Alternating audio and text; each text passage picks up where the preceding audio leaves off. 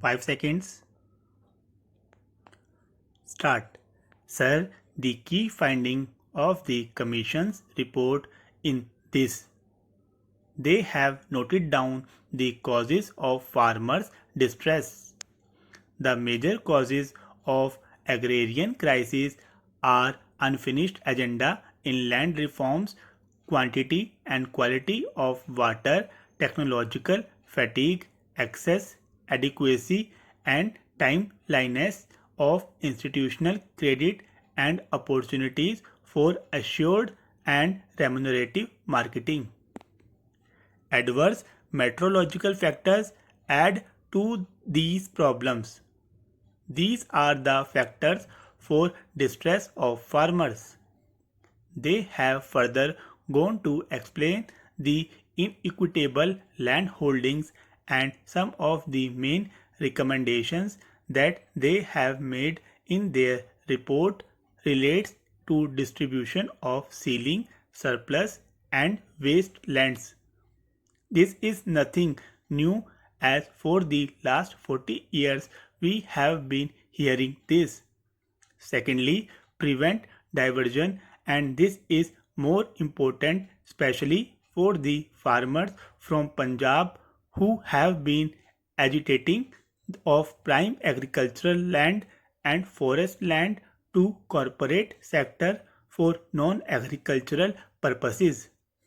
Thirdly, ensure grazing rights and seasonal access to forests to tribals and farmers and access to common property resources. Fourthly, establish a national land use advisory service which would have the capacity to link land use decisions with ecological, meteorological, and marketing factors on a location and season specific basis. Fifthly, to set up a mechanism to regulate the sale of agricultural land based on quantum of land, nature of the purposed use, and category of buyer. These are the 5 parameters which the Commission has mentioned, and based on the recommendation of the National Commission on Farmers and on the basis of consultations with state governments as well as central ministries, the Union government has approved the National Policy of Farmers in 2007.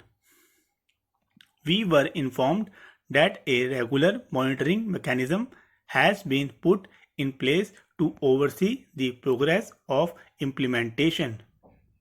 National Policy of Farmers 2007 provides for cooperative farming, and service cooperatives is one of the methods to benefit the small and marginal farmers.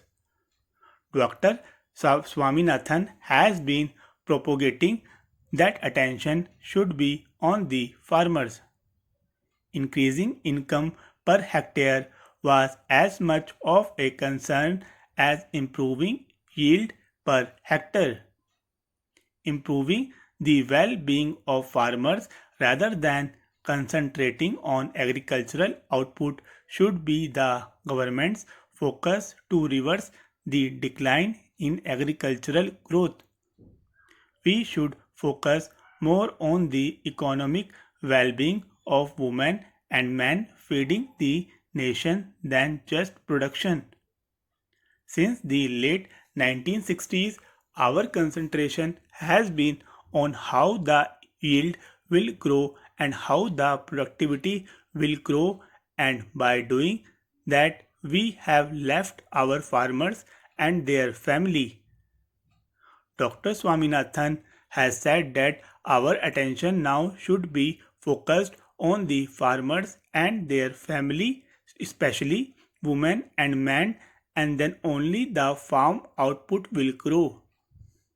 If we move human beings from agriculture side, then there will be a very few person who will engage in agriculture as it has happened in European countries. Therefore, I would say that we should focus more on the economic well-being of women and men feeding the nation than just production. The fifth volume of the final report of the National Commission for Farmers, which came later on, suggests that agriculture progress be measured in terms of the net income of the farm families rather than just in million tons of farm commodities produced. Recently, the Prime Minister has said that there is a need to translate the work that is being done in agriculture universities to the farmland. Though National Policy of Farmers report was submitted since 2006 and the policy adopted since 2007, suicide by farmers continued unabated and the distress of farmers has not been mitigated. Declining returns is the main reason why more and more farmers are getting into the debt trap. Farming has become capital intensive and a lot of money has to be spent. Those who provide it have become new moneylenders in rural areas and they are the actual exploiters.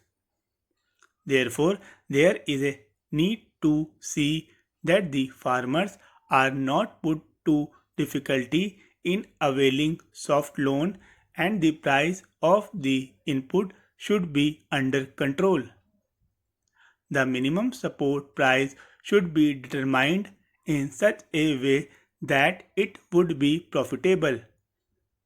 The Government of India is providing concessional short-term crop loan to farmers through interest subvention.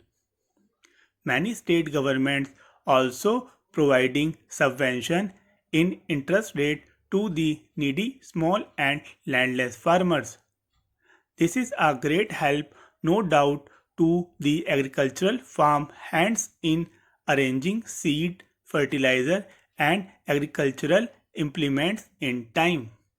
However, this concession is not available to the fishermen, weavers, dairy farmers, and women self-help groups in its present structure.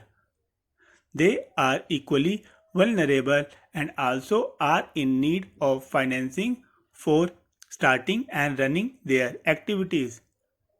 The government should include them in the target beneficiaries of the soft loan available for the agriculture farmers. Although the share of commercial banks in dispensation of crop loan has reached a level of around 83% of total crop loan at national level in Odisha, their performance is not at all satisfactory. Rather, the share of commercial banks has been decreasing over the years.